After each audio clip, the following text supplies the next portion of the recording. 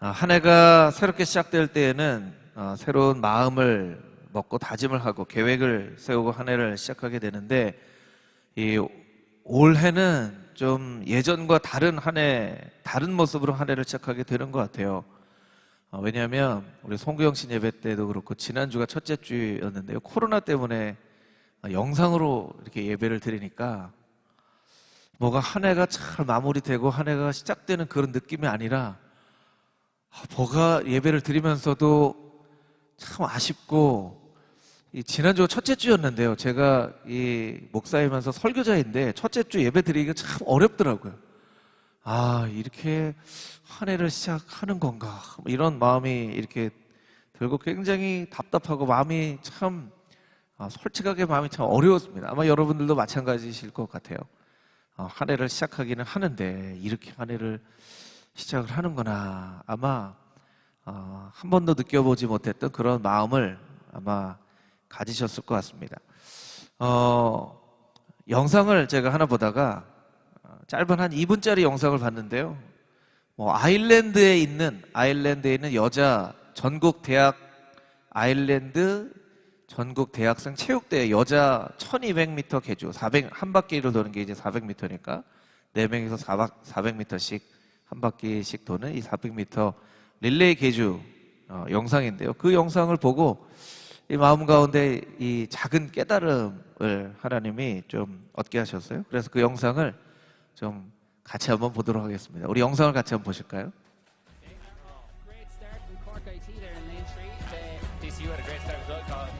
In terms of their, allegiances, I suppose, but there's certainly not much in the lead. I want to take UCD and run away with this one, Tom.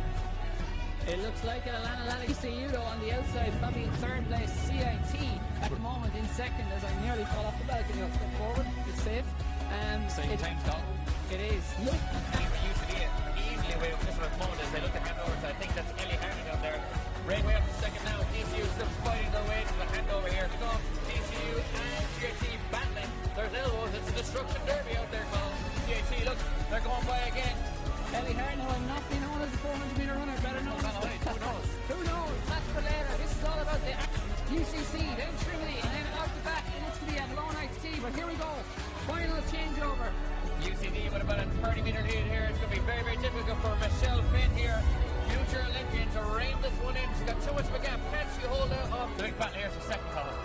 It is. It's between Cork and UL at the moment. CIT and UL, but can the UCD and it is standing and Michelle Finn to turbo blast the jets of the steeplechase specialist are being turned on with 250 to go.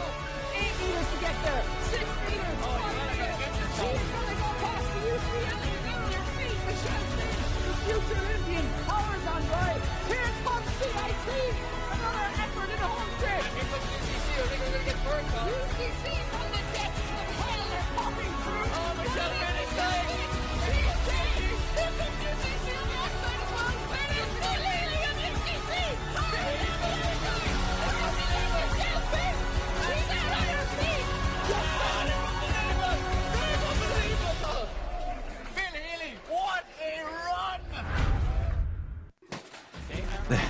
예.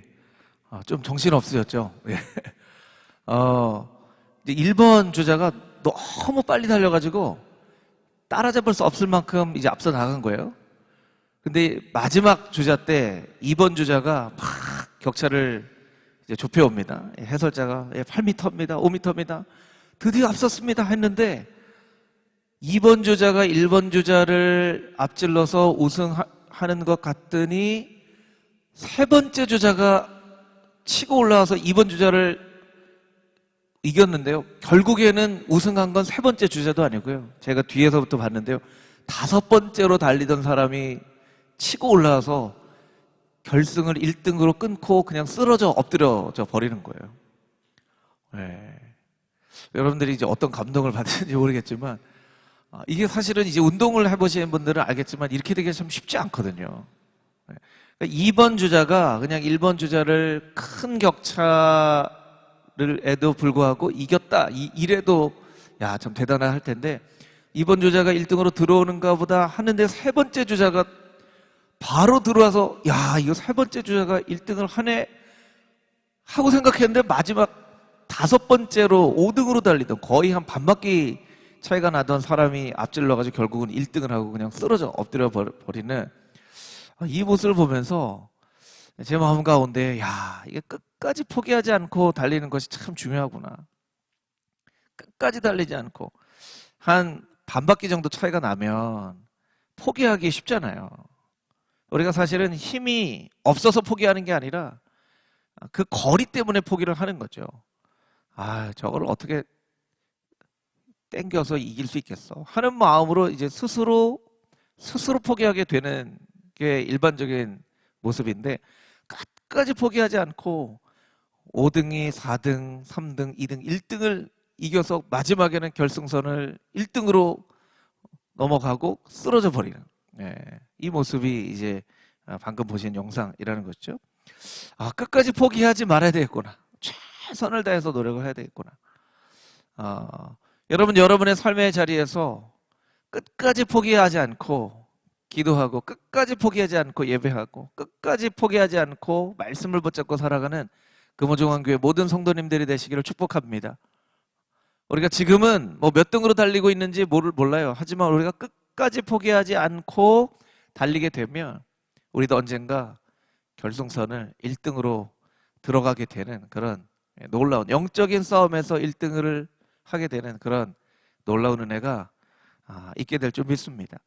우리가 이제 코로나 때문에 지난 2020년은 거의 그냥 잃어버린 한 해와 같이 무슨 계획을 세우지도 못하고 그냥 순간순간을 대처하다가 이렇게 한 해가 마무리됐죠. 우리 2021년도 사실 우리가 어떤 계획을 세울 수 있을까 하는 마음으로 이제 시작을 했는데, 여러분의 마음 가운데 소원을 가지시고 하나님 앞에 포기하지 않고 기도하십시오. 그러면 하나님께서 기뻐하시는 자에게 그 소원을 이루어 주신다고 말씀하셨는데, 여러분의 소원을 하나님께서 이루어 주시는, 여러분의 생각보다 더 넘치도록 이루어 주시는 2021년 놀라운 한 해가 되어질 줄 믿습니다.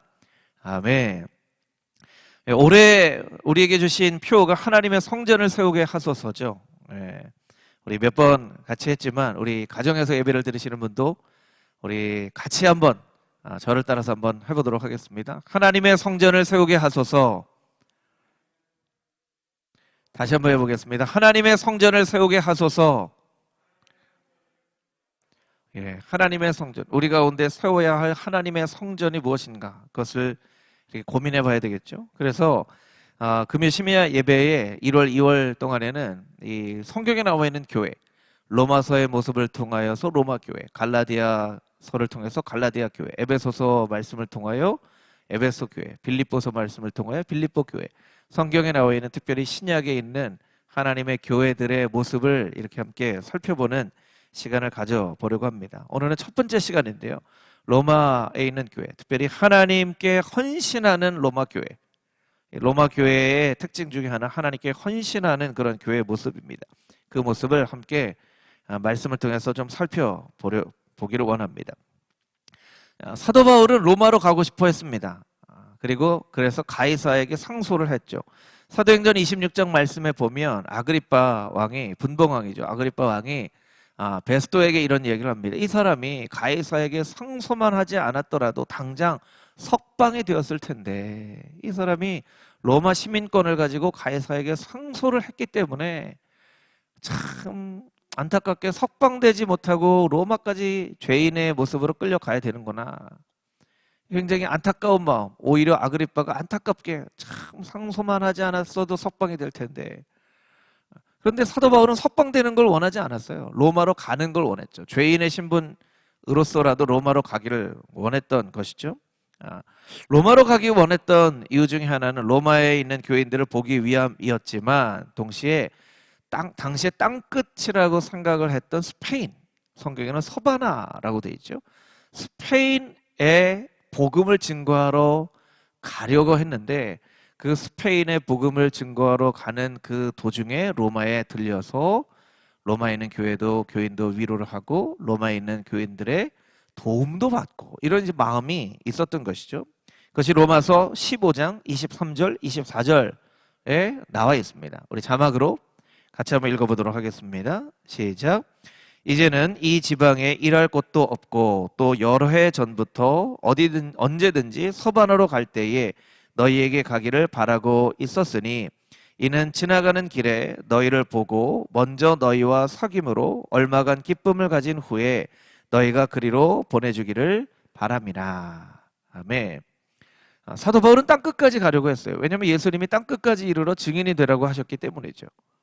그래서 생각할 때 땅끝이라고 생각하는 스페인, 스페인으로 가는 도중에 로마에 들려서 로마에 있는 교인들과 함께 교제를 하면 좋겠다.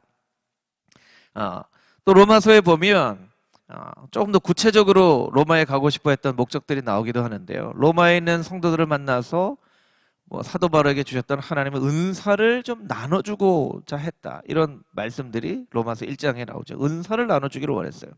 로마 교회 가운데 있었던 이슈 중에 하나가 강한 자와 믿음이 연약한 자, 이 사이에 이제 갈등이 있었어요. 그래서 강한 자와 연약한 자 사이에 갈등을 해결해 주기를 원했고, 또 자기 자신의 정체성을 더 분명하게 깨달아 알 수 있도록 제사장인 것을 깨달아 알아야 된다. 그래서 제사장의 직무를 수행해서 많은 이방인들에게 복음을 증거하는 삶을 살아야 되는 것, 또 로마의 그 세상적인 세계관에 휩쓸려 사는 것이 아니라 성령 충만한 거룩한 삶을 사는 것을 가르쳐 주고자 하는 그런 이 사도 바울의 목적들이 로마서에 이렇게 기록이 되어져 있습니다. 오늘 우리가 너무나 잘 아는 말씀이죠. 아마 여러분이 여러 차례 이 본문의 말씀으로 설교를 들어보신 경험이 있으실 텐데, 이 말씀을 통해서 사도 바울이 로마로 가고자 했던 그 목적과 이유를 조금 더 구체적으로 함께 살펴보기를 원합니다. 우리 짧은 본문의 말씀이니까요. 우리 다시 한번 읽어볼까요? 로마서 12장 1절 2절 말씀 우리 함께 다시 한번 읽어보겠습니다. 시작. 그러므로 형제들아, 내가 하나님의 모든 자비하심으로 너희를 권하노니 너희 몸을 하나님이 기뻐하시는 거룩한 산 제물로 드리라. 이는 너희가 드릴 영적 예배니라. 너희는 이 세대를 본받지 말고 오직 마음을 새롭게 함으로 변화를 받아 하나님의 선하시고 기뻐하시고 온전하신 뜻이 무엇인지 분별하도록 하라. 아멘. 1절에 보면 사도 바울이 이렇게 이야기를 합니다. 형제들아, 내가 하나님의 모든 자비하심으로 너희를 권하노니, 이렇게 되어 있죠. 여기 이제 권하다라고 하는 말은요, 파라칼레오라는 말이에요. 파라칼레오는요, 보혜사, 성령님을 보혜사라고 하잖아요. 보혜사를 파라클레토스라고 합니다. 파라는 옆이라는 뜻이고 클레토스는 칼레오, 부르다, 말하다라고 하는 뜻이에요. 그래서 옆에서 말하다, 때로는 변호하다라는 의미도 있고 위로하다는 의미도 있고 권면하다라는 의미도 있고 여러 가지 의미로 쓰여져요. 그런데 이 성령님이라고 하는 단어와 똑같은 단어예요. 이 로마에 있는 교인들을 사도 바울이 권했다라고 하는 이 말은 보혜사 성령님께서 우리를 위로하시고 우리를 권면하시는 것처럼 너희를 권한다라고 하는 말의 뜻이에요. 굉장히 평범한 단어인 것처럼 보여지지만 굉장히 중요한 단어라는 것이죠. 우리가 세상에 살면서 무언가를 권하기도 하고 누구로부턴가 무언가의 권고, 권면을 받기도 합니다. 그렇죠. 이 책 한번 읽어봐. 거기 안 가봤어? 거기 한번 가봐. 그 사람 한번 만나봐.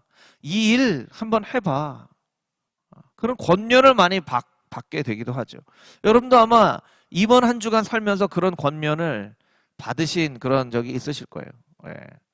요새는 이제 비대면 시대가 되어지다 보니까 어떤 좋은 영상이 있으면 그 영상 한번 봐봐. 그렇게 이제 권면을 하고 카톡으로 보내주기도 하죠. 그런데 때로는 어떤 권면은 본인이 정말 잘 알지 못하는 일을 권하기도 하는 때가 있어요. 제가 그림을 하나 보여드릴 텐데요. 그림을 좀 보여주시죠. 영어로 쓰여졌어요. 어떤 사람은 해피니스, 행복을 팝니다. 어떤 행복을 파냐면 실제로 한 번도 맛보지 못한 그 행복을 팔기도 합니다. 무슨 얘기냐면 여러분 이 그림이 가지고 있는 의미는 하트 모양의 사탕을 하나 가지고 있는 저 멀리에 있는 아이는 굉장히 행복한 모습이 보이죠. 엄마 아빠 행복한 모습을 가지고 있어요. 그런데 사실은 사탕을 더 많이 가지고 있는 사탕을 파는 소녀는 굉장히 쓸쓸한 모습으로 그려져 있죠. 이 그림이 의미하는 것은 무엇이냐면 실제로 이 사탕 드셔보세요. 정말 행복합니다. 라고 이야기를 하지만 이 아이는 그 사탕을 사실은 먹어볼 정도의 어떤 그런 풍요로움이 없는 그런 아이인 거예요. 그러니까 이 그림이 그런 것을 이제 의미를 하는 거죠. 어떤 사람은 행복을 팝니다. 한 번도 맛보지도 못한 그 행복을 팝니다. 이거 한번 드셔보세요. 너무나 맛있고 너무나 행복할 거예요. 하는데 실제로는 안 먹어봤어요. 자기가. 돈이 없어서. 이거를 하나라도 아껴서 팔아야 돈을 벌기 때문에 한 번도 맛보지 못한. 오히려 행복을 더 많이 가지고 있는 그 아이가 더 행복한 얼굴로 그려져야 되는데 이 아이는 더 행복하지 않고 멀찌감치 그 사탕을 가지고 있는 아이를 이렇게 쳐다보는 거죠. 제가 참 이해가 안 된다고 생각하는 건 뭐냐면 길거리에 가거나 요새는 뭐 영화를 보러 간 지도 하도 오래가 돼가지고 기억해 보시면 영화관에 보면 요새는요 사주 뭐 타로 이런 거 점 보는 데가 많이 생겼어요. 저는 그게 참 이해가 안 돼요. 저기에서 정말 세상의 모든 슬픔을 가지고 있는 것 같은 멍한 눈을 가지고 좁은 공간에서 있는 그 사람에게 가서 내 인생의 앞길이 어떻게 되겠습니까? 라고 물어볼 생각을 했다는 그 자체가 그 사람이 그렇게 미래를 볼 줄 아는 눈을 가지고 있으면 거기 앉아 있었겠습니까? 거기에 더 이상 앉아 있지 않죠. 아니 자기 인생도 어떻게 될지를 몰라서 요즘 같으면 얼마나 추워요. 요즘 같은 추운 때 길거리에 그냥 천막을 쳐놓고 벌벌 떨면서 그 사람이 무슨 나의 미래를 얘기해 줄 수 있다고 그 사람에게 가서 미래를 물어보고 또 그 사람은 뭘 말할 수 있다고 그걸 얘기를 하냐는 거예요. 그 미래를 알 수 있는 그런 능력이 있다면 자기 미래를 개척을 했겠죠. 여러분 그런 생각 해보신 적 없으십니까? 저는 그거 볼 때마다 참 세상에서 제일 미련한 게 이거다. 세상에서 제일 미련한 게 이거다. 저 사람에게 가서 내 미래가 어떻게 되겠습니까? 뭐 뻔하죠. 여름에는 물 조심하고 뭐 겨울에는 눈 조심하고 미끄러운 데 조심하고 그거 다 조심해야 되는 거예요. 그렇죠? 예. 뻔한 거예요. 예. 동쪽에서 사람이 올 때 동쪽에서 사람이 얼마나 많이 옵니까? 여러분 동쪽에서 한 수십만 명 올 거예요. 동쪽에서 사람이 올 텐데 여러분 그건요 누구나 다 할 수 있는 말이에요. 누구나 다 할 수 있는 말. 그 사람에게 가서 한 번도 맛보지 못한 행복을 이야기하는 그 사람에게 가서 무언가 권면을 듣는다는 것 자체가 너무나 말도 안 되는 일이라는 것이죠. 말도 안 되는 일이에요. 여러분 때로 신앙생활을 할 때 우리가 신나고 재미있고 행복하고 거룩한 삶을 살아야 우리가 무언가 예수님 믿으세요 할 때 그 사람이 진정성 있게 그 복음을 받아들이는 거예요. 여러분 우리가 하나도 신나지 않고 하나도 재미있지 않고 하나도 거룩하지 않고 하나도 행복하지 않은데 누군가에게 예수님 믿으세요 하면 그 사람이 우리에게 뭐라고 대답하겠습니까? 아이고 당신이나 잘 믿으세요. 얼굴에 슬픔이 그렇게 가득한데 뭘 예수님 믿으라고 하세요? 라고 우리에게 되물을 거예요. 마치 사주를 봐주겠다고 앉아있는 그 사람을 바라보는 나의 마음처럼 우리를 바라보게 될 수도 있다는 거예요. 여러분 만약에 누군가 우리를 그렇게 바라본다면 그것은 너무나 절대로 그렇게 이루어져서는 안 될 일이죠. 우리가 신앙생활을 행복하게 해야 돼요. 거룩하게 해야 돼요. 할렐루야 할렐루야 아멘. 우리가 신앙생활을 거룩하게 해야 됩니다. 행복하게 해야 됩니다. 여러분 이 세상에 잘 사는 게 목적은 아니에요. 신앙을 가지고 있지만 다 잘 살 수 없습니다.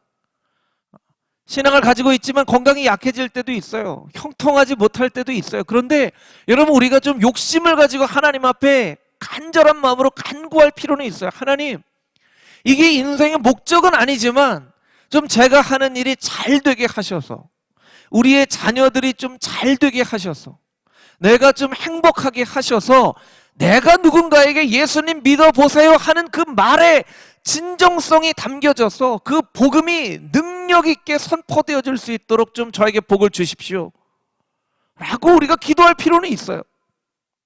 하나님 복을 주셔도 하나님의 뜻, 주시지 않아도 하나님의 뜻, 이건 어떻게 보면 정말 진짜 솔직한 기도는 아닌 것 같아요. 진짜 솔직한 기도는. 네. 여러분, 우리가 그것을 인생의 목표로 삼을 수는 없지만 우리가 잘 살아야 됩니다. 잘 살아야 돼요. 형통한 은혜를 누리게 해달라고 하나님 앞에 기도해야 돼요. 그렇지 않고 우리가 누군가에게 예수님 믿으세요라고 이야기하는 그 말에 힘이 실리겠습니까? 여러분, 제가 목사인데 제가 설교를 하잖아요. 그런데 제가 정말 행복하고, 저의 가정이 행복하고, 저와 제 아내와의 관계 행복하고, 자녀들과의 관계가 행복해야지 제가 이 단위에서 여러분의 가정 가운데 부부간에 어려운 문제가 있을 때 하나님 앞에 기도하시고 이렇게 설교를 할 힘이 생기는 거죠. 여러분, 자녀들은 부모님 말씀 순종하십시오. 여러분, 자녀들을 예수님의 사랑으로 잘 양육하십시오. 이렇게 설교할 힘이 생기는 거예요. 여러분, 제가 만약에 여러분, 이 설교를 중간에 들으시고 좀 오해하시지 않았습니까? 제가 만약에 부부관계가 너무 안 좋아요. 너무 안 좋아요. 제가 자녀들하고 너무 안 좋아요. 그리고 제가 늘 우울한 표정으로, 늘 우울하고 슬프고 이런 표정으로 있다가 이렇게 단 위에 올라서 여러분 정말 행복하십시오라고 설교한다면 여러분 어떻게 생각하시겠어요? 아, 목사님이나 좀 행복했으면 좋겠어요. 이렇게 생각하지 않으시겠어요? 여러분, 자녀들하고 좋은 관계를 맺으시도록, 그러면 어떻게 생각하시겠어요? 목사님도 그렇게 못 살면서 나한테 이렇게 생각하지 않으시겠어요? 여러분, 그와 마찬가지 일이에요. 마찬가지. 정말 슬픈 현실은 어떤 경우에 정말 목회자 가정 가운데 목회자가 사모를 폭행하는 그런 일들이 일어나기도 하고요. 자녀들과의 정말 학대나 그런 일이 일어나기도 하고요. 때로는 목회자가 자살을 하기도 하고 이런 일들이 일어나는 거예요. 여러분, 그러면 그 강단에 서서 하나님의 말씀은 진리이나 그 하나님의 말씀을 선포하는 그 전달자의 삶이 그런 삶을 살아가지 못한다면 이 진리의 능력의 말씀이 그대로 선포되어질 수 있겠냐는 거예요. 여러분, 사도 바울이 그리스도의 자비하심으로 너희를 권한다라고 이야기하는 이 말에 힘이 있는 것은 사도 바울이 그렇게 살았기 때문이고 지금도 그렇게 살고 있기 때문에 사도 바울이 로마에 있는 성도들에게 그렇게 이야기할 수 있는 거예요. 여러분, 이 말씀으로 여러분을 축복합니다. 아멘으로 화답하십시오. 그 아멘으로 화답하는 심령마다 하나님께서 은혜를 베풀어 주실 줄 믿습니다. 여러분, 복음으로 여러분의 삶으로 복음을 살아낼 수 있는 금호중앙교회 모든 성도님들이 되시기를 축복합니다. 아멘. 그럴 때 여러분의 선포하는 복음에 능력이 생기는 거예요. 힘이 생기는 거예요. 사도 바울이 그렇게 로마에 있는 성도들을 권면하고 있는 거예요. 여러분, 어떻게 권면하고 있습니까? 우리 1절에 보면 너희 몸을 하나님이 기뻐하시는 거룩한 산 제물로 드려라. 이것이 너희의 드릴 영적 예배다. 사도 바울이 권면하고 있는 것은 예배 드리라는 거예요. 예배 드리라는 거예요. 예배에 헌신하라는 거예요. 근데 어떻게 예배를 드리라고 이야기하냐면 너희 몸을 하나님이 기뻐하시는 거룩한 산 제물로 드리라고 이야기를 하고 있어요. 여러분, 이 로마서 말씀에 보면 이와 비슷한 몇 번의 권면을 사도 바울이 합니다. 특별히 6장에 기록되어져 있는데요. 6장 13절, 6장 19절 말씀을 자막으로 함께 읽어보도록 하겠습니다. 6장 13절 말씀 우리 한 목소리로 읽겠습니다. 시작. 또한 너희 지체를 불의의 무기로 죄에 내주지 말고 오직 너의 자신을 죽은 자 가운데서 다시 살아난 자 같이 하나님께 드리며 너희 지체를 의의 무기로 하나님께 드리라. 아멘. 6장 19절. 너희 육신이 연약함으로 내가 사람의 예대로 말하노니 전에 너희가 너희 지체를 부정과 불법에 내주어 불법에 이른 것 같이 이제는 너희 지체를 의에게 종으로 내주어 거룩함에 이르라. 아멘. 6장 13절 말씀 가운데 보면요, 자신의 몸을 의의 무기로 하나님 앞에 드리라는 거예요. 여러분, 의의 무기로 하나님 앞에 드리라는 것은 무엇이냐면, 여러분, 무기가 뭐죠? 무기가 말 그대로 싸울 때 들고 싸울 수 있는 무기죠. 하나님께서 싸우시는데, 하나님, 제가 여기 있어요. 저를 의의 무기로 쓰세요 라고 드린다는 거예요. 여러분, 얼마나 놀라운 고백입니까? 하나님이 능력이 많으신 분이신데 하나님께, 하나님 저를 가지고 싸우세요 하는 거예요. 하나님 저를 가지고 싸우세요. 여러분, 그렇게 하나님 앞에 기도할 수 있으시겠습니까? 하나님, 이 세상이 너무나 악하죠. 하나님 저 들고 싸우세요. 이렇게 우리가 하나님 앞에 기도할 수 있겠습니까? 하나님 저 가지고 싸우세요. 그래. 야, 광국이 내가 너 들고 싸울게. 야, 너는 싸울 만한 무기가 아닌데 뭘 가지고 싸우니? 하나님이 우리가 어떻게 얘기하실까요? 사도 바울이 그렇게 하나님 앞에 기도한 거예요. 나를 의의 무기로 드립니다. 나를 가지고 좀 싸우세요. 6장 19절 말씀에 보면 너희 지체를 의에게 종으로 내주어 거룩함에 이르라. 우리의 몸을 사람처럼 표현했어요. 의에게 종으로 내어주라. 그러면 거룩함에 이룰 수 있다. 우리를 내주라는 거예요. 내주라는 거예요. 의의 무기로, 의에게 종으로 내주라는 거예요. 여러분, 여기 이 드리다라는 말은 사실은 제사를 드릴 때 사용하는 그런 용어예요. 파리스테미라고 하는 뜻인데요, 제단에 올려놓다라고 하는 뜻이에요. 제단에 올려놓다. 제물을 제단에 올려놓는 것이죠. 근데 오늘 본문 말씀 가운데 독특하게 산제물로 제단에 올려놓으라, 이런 의미가 되는 거예요. 여러분, 구약의 제사를 보면 제물은 그 제사를 드리기까지는 흠없는 제물로 오지만 제사장이 죽이고 피를 빼고 제단에 올려드려질 때에는 죽은 제물로 올려드려지게 되는 거죠. 그 제사에 드리기 올기까지는 살아있는 제물이 되지만 그 제단에 올려질 때에는 죽어있는 제물로 올려지게 되는 거예요. 그런데 어떻게 살아있는 제물로 드리라고 말씀을 하고 있는가? 이것은 어떤 신학자가 이 구절을 이렇게 표현을 했습니다. 제물을 죽을 때까지 계속 드리는 제사로 암시하는 것이다. 한 번의 헌신이 아니라 지속적인 헌신과 일상생활 속에서 계속해서 제사를 드리는 것을 의미한다. 좀 이해가 되시죠? 살아있는 제물을 드리라는 것은 그 제물이 죽을 때까지 제사를 거듭 해서 드리게 되는 것을 의미한다는 거예요. 여러분, 우리가 신앙생활 하면서 여러 번 이야기하는 참 당연하지만 참 어리석은 이야기가 있어요. 어떤 거냐면 이런 거죠. 목사님, 기도가 참 너무 힘들어요. 말씀을 읽기가 참 어렵습니다. 예배를 드리기가 쉽지 않아요. 거룩하게 사는 것은 정말 더더욱이나 너무나 어려워요. 그런 얘기 제가 정말 많이 들어요. 여러분 어떠세요? 좀 기도가 힘드세요? 쉬우세요? 좀 말씀 읽기가 어려우세요? 쉬우세요? 막 대답을 들어야 되는데 지금 여러분 집에서 한번 대답을 한번 해보시면 좋을 것 같아요. 여러분, 기도하시기가, 말씀 읽기가, 복음으로 살기가, 예배를 드리기가 쉽습니까? 어렵습니까? 어렵죠. 어려워요. 여러분, 당연한 거예요. 당연한 거예요. 여러분, 기도가 쉬우면 그게 천사지 인간입니까?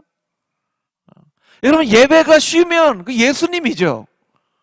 기도는 어려운 거예요. 말씀은 어려운 거예요.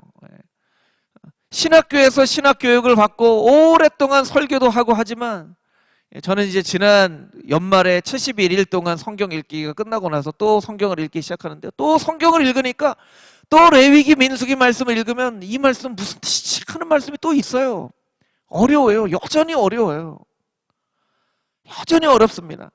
여러분, 그러면 성경을 평생 동안 연구한 정말 세계 가장 석학이라고 하는 사람은 성경이 쉬울까요?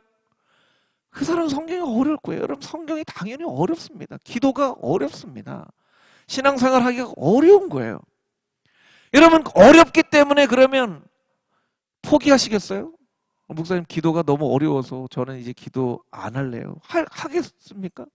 저는 말씀 읽기가 어려워서 이제는 말씀 안 읽으려고요. 읽어도 이해를 못하니 읽는 게 무슨 의미가 있겠습니까? 안 읽으시겠습니까?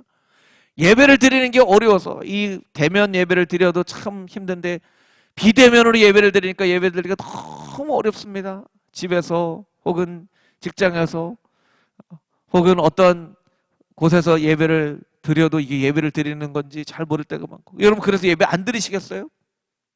어려운 거예요. 어려운 거예요. 거룩한 산제물로 드리라고 하는 것은 무엇이냐면 단 한 번의 헌신이 아니라 지속적으로 이 제물이 죽을 때까지 계속 매일 일상 속에서 그 과정을 계속 거듭거듭 하는 것을 의미하는 거예요. 포기하지 않고 하는 거예요. 여러분 그것이 로마 교회 성도들에게 권면한 사도 바울의 권면이에요. 헌신적으로 예배를 드리라는 거예요. 헌신적으로. 여러분 기도가 다 어렵습니다. 신앙생활 오래 해도 기도가 어려워요. 말씀 읽는 거 여전히 어렵고 예배 드리는 것도 어렵고 다 어렵습니다. 그러나 여러분 어려운 일은요 어려워서 포기하는 게 아니라 어렵기 때문에 더 잘해야 되는 거예요. 여기에서 큰 차이가 있어. 어떤 사람은 어렵다고 포기합니다. 어떤 사람은 어렵기 때문에 더 잘해야지라고 생각하는 거예요. 여러분 어렵기 때문에 포기하는 것이 아니라 어렵기 때문에 더 잘해야지 하는 마음을 먹을 수 있게 되기를 주님의 이름으로 축복합니다. 왜 그렇게 해야 되는지 아세요? 그것이 하나님이 기뻐하시는 영적 예배이기 때문에 그래요. 여러분 이 영적 예배는 하나님이 기뻐하시는 예배이자 마땅히 드려야 될 예배. 킹제임스 버전에는 이 예배가 영적 예배라고 되어 있지만 이것이 바로 reasonable service, 마땅히 드려야 될 예배, 당연히 드려야 될 예배라고 번역이 되어져 있어요. 당연한 거예요. 여러분 당연한 거죠. 배고프면 밥 먹는 게 당연한 거잖아요. 졸리면 자는 게 당연한 거잖아요. 그렇죠. 그게 당연한 거예요. 그게 당연한 거예요. 이렇게 하나님 앞에 계속적으로 드리는 게 당연하다는 거예요. 당연하다는 거예요. 그러면 사도 바울은 예배 드리는 게 쉬웠을까요? 기도하는 게 쉬웠을까요? 아마 사도 바울은 이 자리에 불가능한 일이지만 이 자리에 모셔놓고 사도 바울께 한 가지 묻고 싶습니다. 사도 바울 당신은 기도하는 게 쉬웠을 것 같이 느껴지는데 어떠세요? 기도하기가 쉬웠나요? 어렵나요? 그러면 이건 그냥 제가 생각하는 거예요. 사도 바울도 그렇게 얘기했을 것 같아요. 저도 기도하는 게 너무 어려워요 라고 얘기했을 것 같아요. 이건 이제 제 생각이에요. 여러분 그랬을 것 같아요. 어렵지만 어렵기 때문에 더 잘하려고 해요 라고 사도 바울이 대답했을 것 같아요. 왜냐하면 이것이 우리가 마땅히 행해야 될 예배이자 하나님이 기뻐하시는 받으실 만한 예배가 되기 때문에 그래요. 여러분 아무리 우리가 하나님 앞에 전심으로 예배를 해도요 하나님이 안 받으시면 끝이에요. 안 받으시면 끝이에요. 예배의 제일 중요한 건요 하나님이 받으실 만한 예배가 되어지는 것이 제일 중요해요. 근데 하나님은 헌신적으로 전심을 다해 하나님 앞에 예배하지 않는 제사는 안 받으셨어요. 대표적인 예가 가인의 제사죠. 가인의 제사. 여러분 가인의 제사 그 제물이 뭐 흠이 있어서 안 받으신 건가요? 아니에요. 요한일서 말씀해 보니까 가인이 악한 자에 속하여서 악한 마음으로 하나님 앞에 예배했다라고 이야기를 하고 있어요. 그러니 하나님께서 받으시겠어요? 우리의 예배가 하나님께서 받으실 만한 예배가 되는 거예요. 우리가 1년 동안 현장에서 예배를 드려야 되냐, 비대면으로 온라인을 예배를 드려야 되냐, 비대면으로 예배를 드리는 것은 예배가 아니다라고 얘기하는 사람도 있고, 현장에서 이런 상황에 예배를 드려야 되냐고 하는 사람이 있고, 얼마나 그런 논의를 많이 했습니까? 여러분 현장에서 아무리 우리가 예배를 드려도요, 우리가 신령과 진정으로 하나님 앞에 예배를 드리지 않으면 하나님이 난 이 예배 안 받을래 하면 끝이에요. 온라인으로 정말 드리기 어려운 상황 가운데서 정말 간절한 마음으로 예배를 드리면 하나님께서 야, 내가 너의 예배를 받겠다. 여러분 시편에 보면요, 하나님이 기뻐하시는 제사는 상한 심령이라. 하나님이 기뻐하시는 제사는 상한 심령이라. 저를 따라서 같이 한번 해보실까요? 하나님이 기뻐하시는 제사는, 예, 큰 목소리를 같이 한번 다시 해보겠습니다. 하나님이 기뻐하시는 제사는 상한 심령이라. 우리가 상한 마음으로 간절하게 기도하면 하나님이 그 예배를 받으신다는 거예요. 물론 의미가 있어요. 개인적으로 비대면으로 예배를 드리는 예배도 의미가 있고, 같이 모여서 이렇게 현장에서 예배를 드리는 예배도 정말 우리가 놓치지 말아야 될 중요한 의미가 있어요. 정말 하나님께서 받으실 만한 예배를 드려야 한다는 거예요. 그리고 그렇게 예배에 헌신하는 삶을 살아가는 로마 교회 교인들이 되라라고 사도 바울이 권면하고 있는 거예요. 어떻게 해요? 사도 바울이 그렇게 살고 있기 때문에 그렇게 권면할 수 있는 것이죠. 여러분, 이 로마 교인들의 예배가 금호중앙교회의 모든 성도들의 예배가 되어질 수 있게 되기를 주님의 이름으로 축복합니다. 아멘. 우리 한 번만 더 본문의 말씀을 읽을 텐데요. 우리 짧은 말씀이니까 로마서 12장 1절 2절 말씀을 우리 한 번만 다시 읽어보겠습니다. 시작. 그러므로 형제들아, 내가 하나님의 모든 자비하심으로 너희를 권하노니 너희 몸을 하나님이 기뻐하시는 거룩한 산 제물로 드리라. 이는 너희가 드릴 영적 예배니라. 너희는 이 세대를 본받지 말고 오직 마음을 새롭게 함으로 변화를 받아 하나님의 선하시고 기뻐하시고 온전하신 뜻이 무엇인지 분별하도록 하라. 아멘. 2절에 사도 바울은 우리에게 얘기합니다. 이 세대를 본받지 말고 마음을 새롭게 함으로 변화를 받아라. 그러면 변화를 받으면 하나님의 선하시고 기뻐하시고 온전하신 뜻이 무엇인지 분별할 수 있게 될 것이다. 여러분, 이 말씀의 포인트는 변화입니다. 변화. 여기 12장 2절 말씀에 나와 있는 이 변화라는 헬라어 단어는요, 메타모르포시스. 메타모르포시스. 무슨 뜻이냐면 모습이나 본질의 완벽한 변화, 이런 뜻이에요. 완벽한 변화를 나타내는 거예요. 마치 누에 고치에서 애벌레가 나비가 되는 것 같은 그런 변화, 본질적으로 완전히 바뀌어지는 그런 변화를 말하는 것이죠. 그런데 이 메타모르포시스 중간에 들어있는 모르포시스, 모르프라는 것이 형상이라는 단어예요. 형상. 한 인간의 핵심적 속성의 내적이고 진정한 형성. 설명이 더 어려운 것 같아요. 설명이. 그래서 이 설명 말고 성경에 나와 있는 몇 구절을 통해서 이 형상, 모르프라는 단어를 좀 설명하려고 하는데요. 갈라디아서 4장 19절, 로마서 8장 29절, 우리가 잘 아는 다음 주 암송 구절인데요. 창세기 1장 27절, 28절, 이렇게 세 구절을 한번 읽어보겠습니다. 먼저 갈라디아서 4장 19절 함께 읽겠습니다. 시작. 나의 자녀들아, 너희 속에 그리스도의 형상을 이루기까지 다시 너희를 위하여 해산하는 수고를 하노니. 로마서 8장 29절, 하나님이 미리 아신 자들을 또한 그의 아들의 형상을 본받게 하기 위하여 미리 정하셨으니 이는 그로 많은 형제 중에서 맏아들이 되게 하려 하심이니라. 창세기 1장 27, 28절, 하나님이 자기 형상 곧 하나님의 형상대로 사람을 창조하시되 남자와 여자를 창조하시고 하나님이 그들에게 복을 주시며 하나님이 그들에게 이르시되 생육하고 번성하여 땅에 충만하라. 땅을 정복하라. 바다의 물고기와 하늘의 새와 땅에 움직이는 모든 생물을 다스리라 하시니라. 아멘. 여러분, 이 구절들을 읽어보니까 이게 어떤 의미인지 아시겠죠?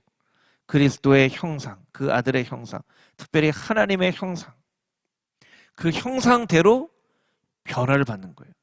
우리의 지금 이런 모습에서 하나님의 모습으로 변화를 받는 거예요. 우리의 모습에서 예수님의 모습으로 변화를 받는 거예요. 얼마나 근본적인 변화입니까? 베드로가 변화산에서 예수님의 모습이 변화되어진 것을 보고 깜짝 놀랐죠. 그러한 어떤 변화예요. 아주 완전히 본질적으로 변하는 바뀌어지는 그 변화인 거죠. 여러분, 우리의 평생의 숙제는 변화가 되는 거예요. 이건 그냥 순간에 바뀌어지는 게 아니에요. 여러분, 우리가 살다 보면 정말 극적인 변화를 하는 사람도 있죠. 예수님을 안 믿었다가 예수님을 믿게 되는 그런 변화. 그 변화도 큰 변화예요. 집에서도 보면 남편이 변화되고 아내가 변화되고, 뭐 예전에 우리 아이가 변했어요. 뭐 이런 프로그램도 있고 그런 변화가 있어요. 그런데 그 변화가 우리의 눈에 볼 때는 아주 큰 변화처럼 보여지지만 사실은 우리가 평생의 변화를 이루어 가야 돼요. 그래서 사실은 우리가 하나님 앞에 갈 때에 극적으로 우리의 모습이 변화되겠죠. 그러니까 하나님 앞에 갈 때가 가까이 오면 우리의 모습이 많이 변화되는 것을 이제 발견하게 되는 거예요. 한 가지 예를 들어드리면 여러분이 잘 이해하실 텐데, 저는 이제 올해 8살이 된 초등학생이 되는 이제 막내 예담이가 너무 이뻐요. 정말 말로 표현할 수 없을 정도. 얘가 벌써 초등학생이 된다는 이게 막 이해가 안 될 정도로 아직까지도 그 이쁜 모습이 있어요. 너무 이뻐요. 근데 중학교 2학년이 되는 예준이는요 그렇게 이쁘지는 않아요. 예준이가 이 설교를 들으면 안 될 텐데, 예준이는요 중학교 2학년인데 저보다 키가 벌써 저를 앞질렀어요. 키도 커요. 키만 큰 게 아니라 몸무게도 저보다 더 많이 나가고요. 얼굴에 여드름이 생기기 시작하고, 목소리는 변성기가 생겨요. 등치는 저보다 큰데 하는 짓은 또 애처럼 행동해요. 그러니까 얼마나 안 예뻐요. 저를 이렇게 툭 치고 하는데 아파요. 툭 치고 하는데 아파요. 야, 그렇게 좀 하지 마. 왜 이렇게 하는데 좀 하지 마. 그렇게 예준이는 막 이쁘지가 않아요. 그런데 마음 가운데 어떤 마음이 있냐면, 지금 이렇게 사춘기에 막 변화되니까 변화되는 모습이 그렇게 이쁘진 않지만 이제 다 커서 어른이 되면 멋진 모습으로 변화되겠지 하는 기대감이 있으니까 제가 좀 참아주는 거예요. 참아주는 거예요. 21살 된 첫째 예린이는요 이제 조금 어른이 됐는지 이제 약간 이쁨이 나타나요. 이제 이쁨이. 둘째 고등학교 2학년 이제 예은이는요 이제 막 미움을 조금 털어버리려고 막 발버둥 치는 것 같은 그런 모습이에요. 이제 예준이는 이제 막 그 사춘기에 미움으로 막 들어가는 그런 모습이고, 예준이도요 이뻤어요. 예준이도. 예준이 영상을 어릴 때 한 4-5살 정도 되는 것 같은데, 예준이 예전에 찍어놓은 영상을 제가 하나 좀 보여드리도록 할 텐데요. 한번 우리 예준이가 저보다 지금 키가 큰 예준이가 어땠는지 한번 영상을 한번 같이 보시겠습니다. 아빠 고마고 애기고 아빠 애기고 아빠 곰은 뚱뚱해. 아빠 고마 뚱뚱해 엄마 고마 하치네 애기 고마 너무 귀여워 옷도 잘한다. 잘했다, 박수. 세 마리. 여러분 너무 이쁘죠. 이랬던 예준이가 어디 간 건가요 지금? 이랬는데 지금은 이제 저보다 키도 크고 막 여드름도 나고 목소리도 바뀌고 그래서 툭 치고 이런 모습으로 이제 변화되고 있어요. 저는 알아요. 지금 변화되는 중이기 때문에, 과정 중이기 때문에 안 이쁘다는 걸 알아요. 그러니까 제가 참아주는 거예요. 지금 참아주는 거예요. 나중에 어른이 되면 아주 예준이가 멋진 청년이 될 거예요. 멋진 청년이 될 걸 제가 알기 때문에 참아주는 거예요. 참아주는 거예요. 여러분, 때로 신앙생활을 하다 보면요 미운 사람이 있어요.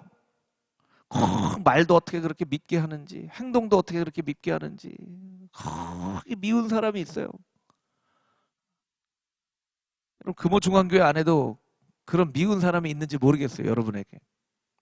여러분, 그런 사람 만나면요 어떻게 생각해야 되냐면, 변화되는 중이니까 저렇게 밉구나 이렇게 생각하셔야 돼요. 나중에 다 변화되면 멋진 모습이 되겠지 하고 좀 참아주셔야 돼요. 참아주셔야 돼요. 너는 왜 이렇게 말을 그렇게 밉게 해? 당신은 왜 이렇게 밉게 행동합니까? 그렇게 얘기할 필요가 없는 거예요. 그건 아직 변화되어져 가고 있기 때문에. 여러분, 사춘기에 있는 아이들한테 너는 왜 이렇게 밉냐? 너는 왜 이렇게 여드름도 났냐? 너는 왜 이렇게 목소리가 이렇게 변성기여서 듣기가 싫으냐? 여러분, 이런 이야기가 얼마나 쓸모없는 이야기입니까? 그건 당연히 변화되는 중이기 때문에 그런 모습이 있는 걸 우리가 이해하잖아요. 그렇죠? 그러면 사춘기에 있는 아이들이 멋진 모습으로 변화되어져 가고 있기 때문에 그런 걸 이해한다면 우리가 조금 교회 안에서나 우리 사회에서는 조금 다르죠. 이 교회 안에서 조금 밉게 말하고 밉게 행동하는 사람이 보여지면 이 변화되어지는 중이니까 저렇구나라고 이해를 하고 참아줘야 돼요. 여러분, 교회 안에서 정말 필요한 것 중에 하나는 서로가 참아주는 거예요. 여러분, 저는 목사지만 저한테도 얼마나 이런 불완전한 모습이 많은지 몰라요. 여러분이 저를 참아주시면 제가 많이 노력해서 변화가 될 거예요. 여러분, 서로의 모습 가운데에도 정말 참아줘야 되는 모습이 있어요. 참아줘야 돼요. 나중에 멋진 모습으로 바뀌어지겠지 생각하면서 참아줘야 돼요. 난 왜 이렇게 못났어? 나는 왜 이렇게 못해? 나는 왜 이렇게 그 모양이야? 하는 얘기는요, 사실은 어떻게 보면 다 쓸모가 없는 얘기예요. 변화 중이기 때문에 저렇구나. 변화 중이기 때문에 저렇구나. 나중엔 이뻐질 겁니다. 나중엔 이쁘게 말도 하고요. 나중엔 이쁘게 행동도 하고 할 거예요. 저는요, 금호중앙교회 와서 이제 만으로 한 1년 2개월, 1년 3개월 이제 담임 목사를 하고 있죠. 횟수로 보면 벌써 3년 차가 됐는데, 예.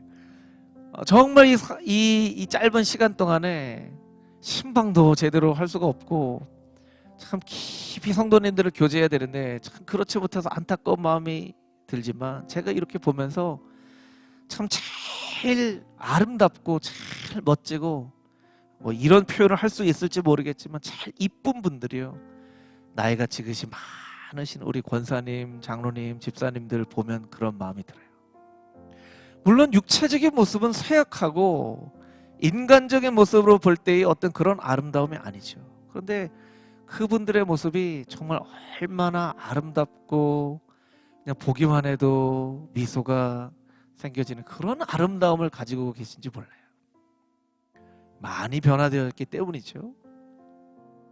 여러분, 그런 우리의 신앙의 선배님들, 이미 우리 교회 안에 있는 우리 권사님들, 장로님들, 집사님들이 나이가 지긋이 들어감에 따라서 아름다운 신앙인의 모습으로 변화되어져 가는 모습을 잘 관찰을 하면서, 나도 지금은 좀 안 이쁜 그런 모습이지만 나중엔 저렇게 예쁜 모습으로 바뀌어줘야지, 이렇게 생각할 필요가 있다는 거예요. 여러분, 예수님의 모습 중에 가장 우리에게 감동을 주는 모습은 십자가 위에 못 박히신 예수님 모습이죠. 여러분, 십자가 위에 못 박히신 예수님의 모습이 아름답기 때문에 감동을 주는 것입니까? 아니죠. 육신적인 눈으로 볼 때는 참 참혹한 십자가에 달리신 예수님의 모습이지만, 그 모습이 하나님을 가장 닮은, 하나님의 사랑을 가장 닮은 모습이기 때문에 우리가 감동을 받는 것처럼, 여러분, 우리가 변화를 받아야 됩니다. 예수님처럼 변화를 받아서 그 변화된 모습으로 하나님 앞에 아름답게 서게 될 때에 하나님께서 우리 한 사람을 한 사람을 보시면서 하나님의 기뻐하시고 선하시고 온전하신 뜻이 무엇인지 이제는 너희가 좀 분별할 수 있겠구나 라고 말씀해 주실 수 있는 것입니다. 그런 거룩한 변화의 삶을 살아가는 저와 여러분이 되기를 주님의 이름으로 축복합니다. 아멘. 오늘은 말씀을 붙잡고 같이 기도하겠습니다. 여러분의 각자의 자리에서 조금 크게 기도하실 수 없는 분들은 조용하게 생각을 하면서 좀 기도하시면 좋을 것 같고요. 조금 목소리를 내서 기도하실 수 있는 분들은 나지막한 목소리라도 여러분 그렇게 목소리를 내서 기도하시면 좋을 것 같습니다. 우리 3번 기도할 텐데, 우리 첫 번째 함께 기도해야 될 기도의 제목은, 하나님, 우리로 하여금 형통케 하셔서 우리가 믿는 복음이 말로가 아니라 능력으로 선포되어질 수 있는 그런 하나님의 거룩한 사람의 모습이 되게 하여 주시옵소서. 사도 바울이 복음을 그렇게 살아냈기 때문에 로마에 있는 교인들에게 강하게 권면할 수 있는 것입니다. 주님, 우리가 복음을 삶으로 살아내지 못한다면 우리가 누구에겐가 예수님을 믿어보라는 그 말이 그 사람에게 능력으로 선포가 되어지겠습니까? 주님, 우리가 행복하지 않는다면 예수님 믿으라고 우리가 어찌 권면할 수 있겠습니까? 하나님, 우리의 가정과 우리의 건강이 아버지는 형통케 하시는 하나님의 은혜 가운데 있지 않는다면 우리가 어찌 능력으로 복음을 선포할 수 있겠습니까? 아버지는 그것이 신앙의 목적은 아니지만 아버지는 우리의 믿는 바가 복음이 능력으로 선포되어질 수 있기 위하여 우리를 형통케 하시는 하나님의 은혜를 우리 가운데 허락하여 주시옵소서. 우리 간절한 마음으로 하나님 앞에 기도하며 나아가겠습니다. 함께 기도하겠습니다.